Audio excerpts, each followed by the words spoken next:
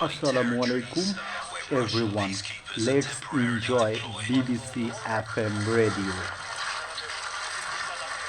Russian peacekeepers sent to Karabakh after a war here in 2020 are all that stands between ethnic Armenians living inside the enclave and Azerbaijani forces. With its hands tied by its war in Ukraine, Russia has been unable or unwilling to resolve the crisis. In Karabakh's regional capital Stepanakert, shops are emptying now that the only road from Armenia has been closed. There is hardly any fresh produce at the market, and hospitals are running low on essential medical supplies.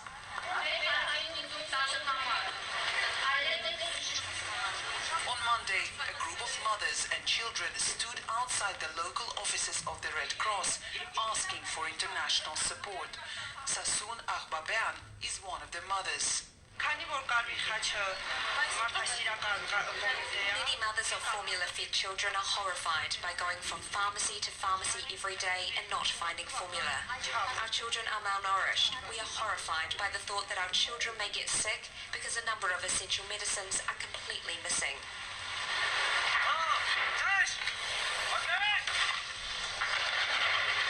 The 2020 war over Nagorno-Karabakh between Azerbaijan and Armenia led to thousands of soldiers on both sides being killed. Azerbaijan, backed by Turkey, was able to retake swathes of territory surrounding the enclave, which had been occupied by Armenia since the 1990s. But the status of Karabakh and its ethnic Armenians remains unresolved.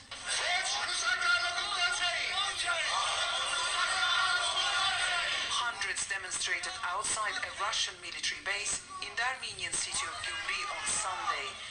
Many are angry that Russia, a strategic ally, has failed to intervene and get the road opened.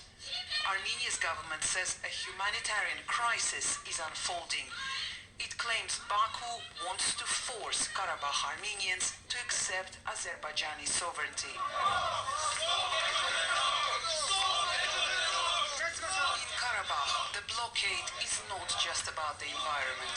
It is fully supported by Azerbaijan's government, which has complained that Armenia has used the road to bring in military supplies, a claim Armenia denies. Azerbaijan says the road is open to civilians, but so far only Red Cross vehicles and ambulances are getting through. And that was Rehan Dimitri reporting.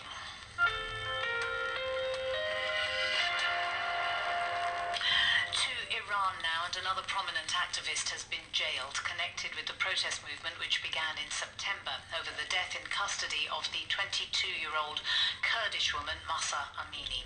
This one, though, is significant. Her name is Fazeh Hashemi Rafsanjani, who is one of the daughters of a former president of Iran, the late Akbar Hashemi Rafsanjani. He was arguably one of the most influential politicians in Iran of the last 40 years, a founder of the Islamic Republic, and a pragmatic conservative figure who was a kingmaker in backing Khamenei as the supreme leader. His daughter has been an activist and lawmaker and now faces 5 years in jail. Let's speak to Sanam Vakil, Iran expert at the Chatham House think tank, a foreign affairs Chatham House think tank in London. Sanam, how significant a figure is she inside Iran? Good afternoon, Razia. She is indeed very significant, really because of her father, but actually also because she's an activist and politician in her own right. This is not her first sort of dust up with the Iranian judicial system. She was jailed in the past after the 2009 protests. She was sentenced and she did serve her sentence. And what's really quite interesting about her is that she was a parliamentarian, and after leaving parliament, you know, she's really come forward as an activist, a feminist, and someone who is seeing the legitimacy crisis, the governance challenges within Iran, and pushing on the system, a system that she sort of came from, to change. And she's doing it in a very brazen way. So it shows that activists come in all shapes and stripes in Iran. Does it also indicate that she is singular in that, or are there other people who have that kind of profile too? People who have been part of the system, the revolution, if you like, who have now those in a position of power? Well, I think because of her background, again, she is among the most prominent, and this case is really designed to, I think, show Iranians that nobody is immune, not celebrities who've been detained and arrested, not sports figures, but also not her. And this is a political elite that will do anything to stay in power. There are others like her. The detained opposition figures, Mousavi and Karoubi, remain under house arrest.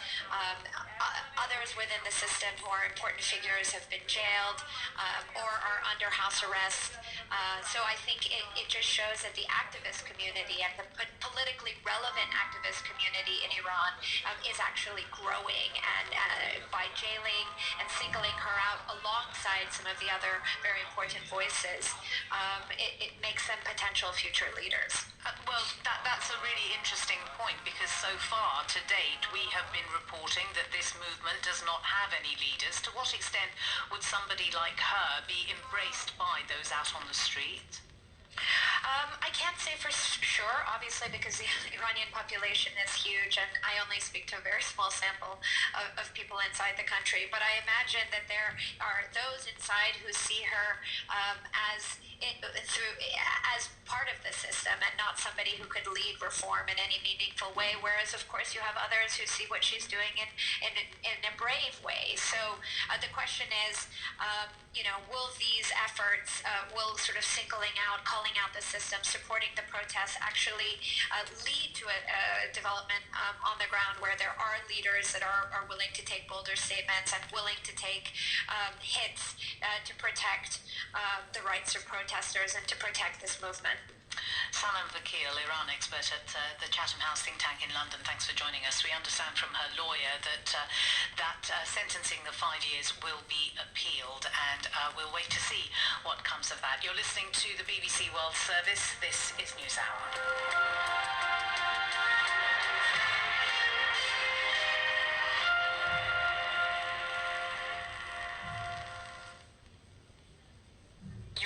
To the BBC World Service with Peter White exploring the sounds of the city. As a totally blind first-timer in Israel, I'm using alternative methods of navigation to explore the fascinating city of Tel Aviv. It's easy to get around in. It's walkable. People look out for one another. From sampling the food... What bread have you got? Oh, it's a ciabatta. Yeah, can I touch it? Yeah, actually, those are nice. I like those. ...to hearing what it will be like to live, travel and work here. So many buses coming to the same station, you can't tell which one it is that you need. And if you don't signal to the bus, they don't pull over. They sometimes just fly right past. Sounds of the City with Peter White. Continues Wednesday at 2:30 and 9:30 GMT.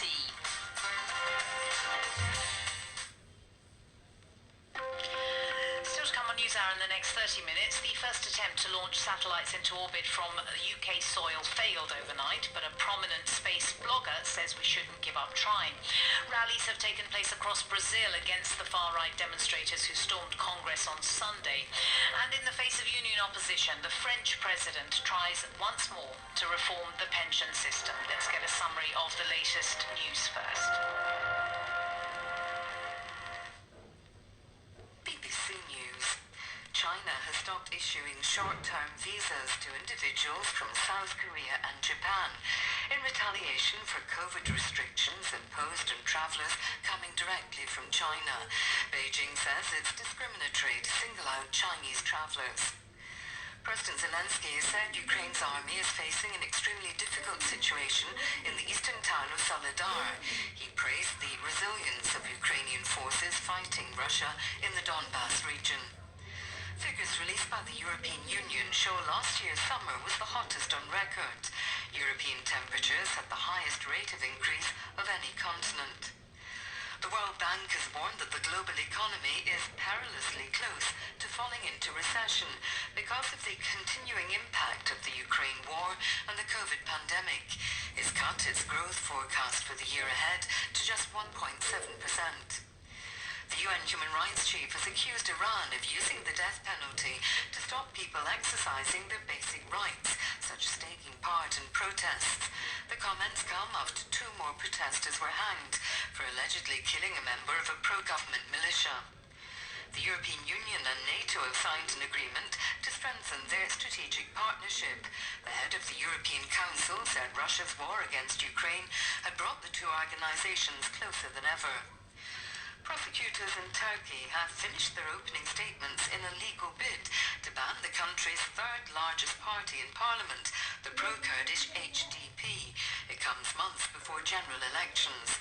Prosecutors allege the HDP is linked to the PKK rebel group.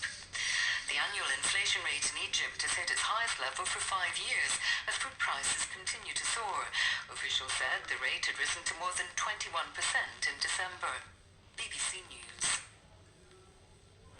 Welcome back to NewsHour. Now, the first attempt to launch satellites into orbit from UK soil failed overnight. Virgin Orbit's jumbo jet, Cosmic Girl, took off from a spaceport in Cornwall in the southwest of England just after 2200 hours local time on Monday. It was carrying a rocket launcher 1, which was successfully deployed. But Virgin Orbit says at some point the rocket, which was travelling at 11,000 miles per hour, suffered what they called an anomaly, ending the mission. All 9 satellites it was carrying were lost. Jordan Wright is known as the Angry Astronaut and has his own space channel on YouTube. He came from South Carolina in the US to Cornwall for the launch. He spoke to the BBC's James Churchfield. There's no other way to spin this except as, a significant setback and a disappointing setback. At the same time, I'm already seeing lots of tweets out there talking about what a colossal waste of money, that sort of thing. It would be far more tragic if we allow those sentiments to win over. We don't need that. Instead, what we need is for everybody to drop back, coalesce, get together, and push forward again, because these things happen, especially back home, where I'm from. They happen constantly. Anomalies are a very common thing. Now, obviously, we didn't need one tonight, but at the same time, to think that it was impossible would just not be realistic. You've watched all of this. We're awaiting the reasoning. What do you think happened?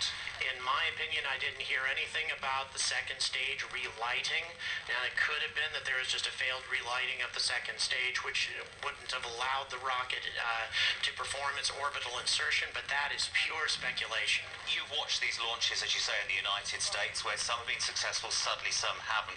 What have you noticed about teams picking themselves up after a disappointment like this? Well, SpaceX very nearly went bankrupt, having 3 consecutive failures, and they would have gone bankrupt on the 4th failure, and they happened to have a success instead, and then NASA chipped in at that point. So, these are the sorts of things that define a company and define a nation too. Are you going to let this drag you down, or instead are you going to keep calm and carry on, as you people tend to do? And I have every bit of confidence that that's what's going to happen here in Britain. We were so close, weren't we?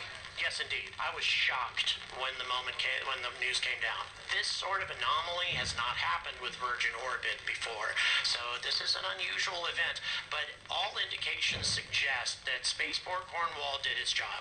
Spaceport Cornwall in the UK lived up to their responsibilities, so it may have just been one component on the second stage of the rocket that went wrong, and these things happen. Not quite the happy ending we were all hoping for. You've come a long way to see this. Was it worth it? Absolutely. I've had a huge experience here in Britain, experiencing all the different things that are happening with spaceflight. It is such an encouraging thing to see what's happening, and it's so important that Britain pick itself up and push forward, and that is absolutely what I hope happens. Jordan Wright, well, talking of failure, I feel like I failed you by not being able to tell you why he is called the Angry Astronaut. He was speaking to the BBC's James Churchfield.